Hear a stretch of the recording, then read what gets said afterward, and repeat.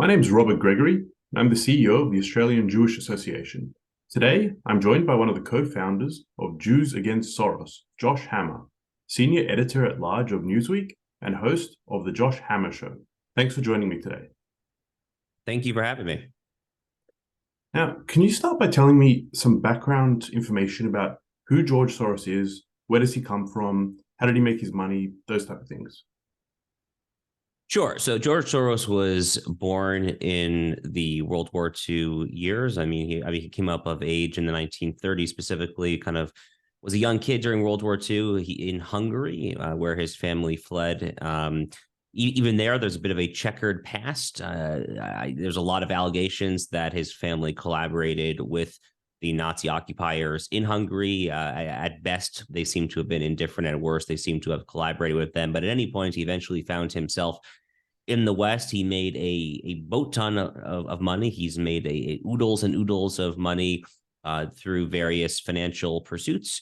And he's really been preoccupied for the past few decades with his Open Society foundations, which started in kind of Central and Eastern Europe. That's where he's from. He's from Hungary, of course. And initially they were trying to do all sorts of liberal things, for lack of a better description, when it comes to borders, when it comes to social issues, when it comes to crime and quality of life issues. He was initially focused on the post-Soviet countries that emerged out of communism there in Central and Eastern Europe, and he has increasingly spread to act all throughout the world. So he is now active all throughout Europe. He is extremely active in the United States, various other Western countries as well. He is extremely active in Israel as well.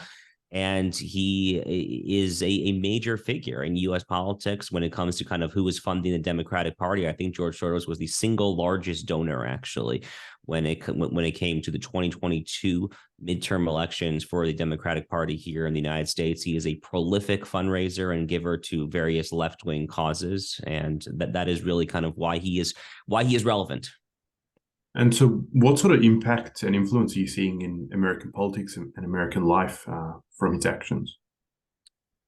Well, he's had a profoundly destructive influence. In fact, if you were to ask me one person who is the most destructive political actor involved in the United States these days, quite possibly also in Israel, actually, these days, would probably be Soros or Ehud Barak, actually, over in Israel, but we'll stick to the United States. I think it is George Soros. I think that George Soros has achieved that ignominy. I mean, if you look across the United States, roughly 20% is the number. Roughly 20% of Americans live in jurisdictions where there is a Soros-backed prosecutor right now, including some of the largest cities in the United States. That's why that number is so high. So I'm looking at prosecutors like Alvin Bragg in New York City and Manhattan, prosecutors like George Gascon in Los Angeles. There was a Soros prosecutor in San Francisco last year, Chesapeake, who was an absolute Marxist lunatic before he was properly recalled by the concerned citizens of San Francisco. Up in Chicago, you have Kimberly Fox. I mean, in many of America's largest cities, you have these Soros prosecutors. Larry Krasner, another good example in Philadelphia, a city that is also totally amok with crime and violent crime. And what's happening in these cities, Robert, is egregious. It is disgusting and egregious stuff. You see, I'm sure in Australia, you see these videos of what people living in these cities in the U.S. are dealing with. They're dealing with crime run amok. They are dealing with vandalism. They are dealing with looting, with theft, with increased rape and homicide. I mean, those violent and awful of all crimes imaginable. And these prosecutors explicitly ran for office, and they were funded by Soros to do this on a non-prosecution prosecutor platform, which is outrageous. I mean, again, San Francisco, the most liberal city probably in the United States, even recalled a Soros prosecutor last year, Chesapeake. Unfortunately, it has not gone a whole lot better for San Francisco, but that is probably the number one issue above all, where I think the average day-to-day American feels George Soros's horrific and deeply pernicious influence when it comes to day-to-day life. Here in Florida, where I live, our governor, Ron DeSantis, has nobly and properly taken some action. He has used his authority vested him by the Florida Constitution to actually remove two George Soros prosecutors, one in the Tampa area, one in the Orlando area. I'm waiting to see whether other conservatives will kind of rise to that threshold and ultimately take those actions where it is necessary. But, you know, there are other issues as well. Again, he's a major Democratic Party donor. He's the number one donor to J Street, which is They call itself a pro-Israel, pro-Palestinian advocacy group in Washington, D.C. It is nothing of the sort. It is an emphatically pro-Palestinian, emphatically anti-Israel, borderline anti-Semitic group. Soros funds a lot of organizations like that in Israel as well. So he is just an absolutely atrocious and horrific actor, and he's very public about it. He wrote an op-ed in the Wall Street Journal last summer. I'm paraphrasing the title here, but I think it was, quote, "Why I Support Reform Prosecutors," where he purported or he attempted to defend his support for these anti-law and order, pro-anarchy so-called prosecutors that are sowing just absolute discord and real just kind of anarchy and tyranny in many of America's leading cities, quite tragically. Yeah, I mean, even over here, we're seeing shocking images, especially, you mentioned San Francisco, just of homelessness, open drug use, shoplifting. People couldn't imagine what's going on in America. But you touched on the next question I wanted to ask you, which is the particular reason why Jews should be concerned. And you mentioned George Soros's involvement in Israeli or rather anti-Israeli groups. Could you just elaborate on that a bit? Some pro-BDS groups, even I read on your website, even some associated with terrorist groups. Soros entities have been involved with channeling money towards the PFLP, the Popular Front for the Liberation of Palestine, which is a recognized terrorist group by the U.S., the European Union, Israel, of course, various other Western countries. I'm sure in Australia, it would be the exact same.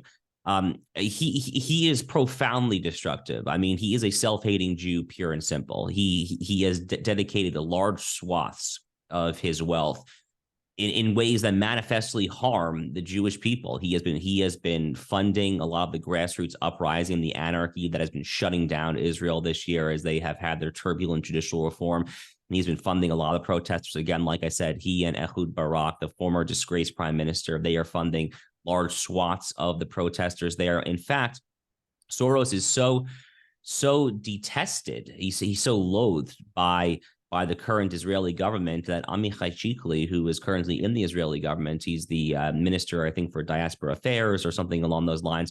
He got in hot water for saying some very anti-Soros stuff. And then when liberal Jews called him out for it, he only doubled down. In fact, earlier this year, when my Jews Against Soros co-founder, my friend Will Scharf, and I, when we co-founded Jews Against Soros, I did like a whole tweet thread kind of laying out what we were doing. And Minister Chikli actually liked the tweets in my thread. So, in Israel, they can't stand George Soros because he is constantly trying to undermine Israel's own territorial integrity, Israel's own border security, Israel's own virtuous and just and noble fights against Palestinian Arab Islamism. So he is a loathed figure by any, I think, self-respecting Jew, any self-respecting Israeli who actually cares about his country. Here in the United States, like I mentioned, he is the number one funder historically of the group J Street, since that horrible organization was founded roughly 15, 16 years ago or something like that. He funds a lot of other kind of liberal Jewish organizations, which are essentially committed to being anti-Zionism, to opposing the very idea of Jewish nationalism in the Jews' ancestral homelands. So I think that he is a profoundly self-hating figure. And I'm not a psychologist. I'm not going to try to armchair analyze or psychoanalyze his life. But I suspect that the trauma or the turbulent nature, I guess, of his upbringing in Nazi-occupied Hungary probably has something to do with it. But in any event, he is nominally Jewish, but there are a few people who are acting more aggressively and opening their checkbooks more passionately to anti-Jewish, anti-Israel causes. He funds a lot of BDS adjacent activities on college campuses here in the U.S., which thankfully have finally started to kind of quell down. Numerically, we're starting to see fewer of those resolutions introduced, but groups like J Street would not exist were it not for George Soros's beneficence. Crazy that one man can be so devastating, and it's good to hear though that the Israeli government is not afraid to call him out. We've met with Amichai Chikli; he's a very sensible politician, so that's good to hear. So you mentioned that you set up Jews Against Soros with Will Scharf, who's running for Attorney General in Missouri. So I wanted to ask you, why did you guys decide to set it up? What has the response been, and what are you hoping to achieve? Yeah, so Will and I have been friends for a number of years now. So we have very similar biographical backgrounds. We're both Jewish. We're both very conservative. We're both attorneys. We've clerked on federal courts of appeal here in the U.S. We're very active in legal conservative circles, in addition to our being very proud Jews and proud Zionists and all of that. So, Will and I are really sick. We've been sick for years of this utterly nonsensical notion that to somehow criticize George Soros is to have an anti-Semitic dog whistle. It's ludicrous and nonsensical on its face. First of all, where was the left's ginned up faux hysteria, when Democrats were talking about that nefarious Sheldon Adelson influence? I remember a New York Times article around the time of the 2012 Republican presidential primary I can't remember the exact headline, but the headline was basically trying to fearmonger and very gullible, impressionable New York Times readers with this purported threat of how all the candidates were making the rounds up to see Sheldon out in Las Vegas, which is where he lived until he unfortunately passed away. And, either it's an anti-Semitic dog whistle or it's not an anti-Semitic dog whistle. Secondly, George Soros, this is somewhat of a pedantic point, but I think that it's actually important. His name is George Soros. That's not like an obviously Jewish name. People, if he had a more kind of classically Jewish name, something that kind of, screamed Jew, and then people were saying, oh, like those Rosenblatt prosecutors or those Goldstein prosecutors, that, I might see slightly how that might kind of play off as slightly more anti-Semitic, but Soros is not an obviously Jewish name. Most non-Jewish Americans who I talk to don't even know that the man is Jewish. But the most important part of this is when you are shelling out the kind of money that George Soros is shelling out, you are fair game to criticize. It doesn't matter what your purported religion, your purported ethnicity, any of that. And all of that is irrelevant. You are fair game to be criticized when you are giving that much money into the public conversation and trying to dictate the terms of the public conversation to your idiosyncratic liking. And simply to call him out is not anti-Semitic whatsoever. So Will and I, because we have the legal background, we have the Jewish background, we thought that we were fairly well situated given everything that is going on in the United States, especially when it comes to the threat of these Soros prosecutors that are utterly destroying urban America. We thought that we were very well positioned to kind of get this grassroots coalition together and actually say, no, it is not anti-Semitic to criticize this man. And you politician or you elected official or you whoever, you can feel free to criticize him, again, for what he funds and what he believes. I'm not saying that it's never anti-Semitic to criticize George Soros. Of course it can be.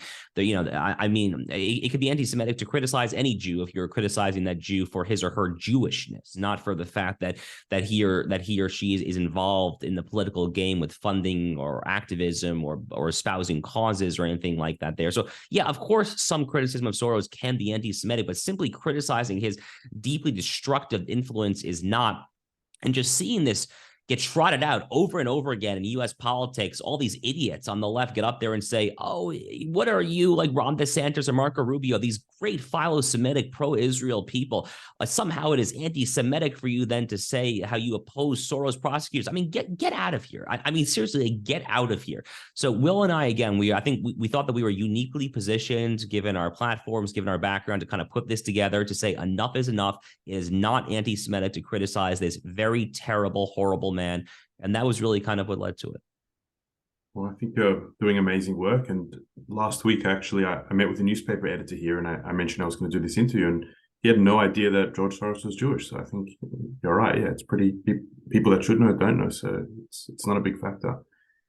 So I want to thank you for joining me today, Josh. I want to encourage all our viewers to visit the website, JewsAgainstSoros.com, have a read of the facts, decide for yourself. Some very interesting things to read. And yeah, just thank you so much for joining me today, and keep up the good work. Thank you very much. I appreciate it.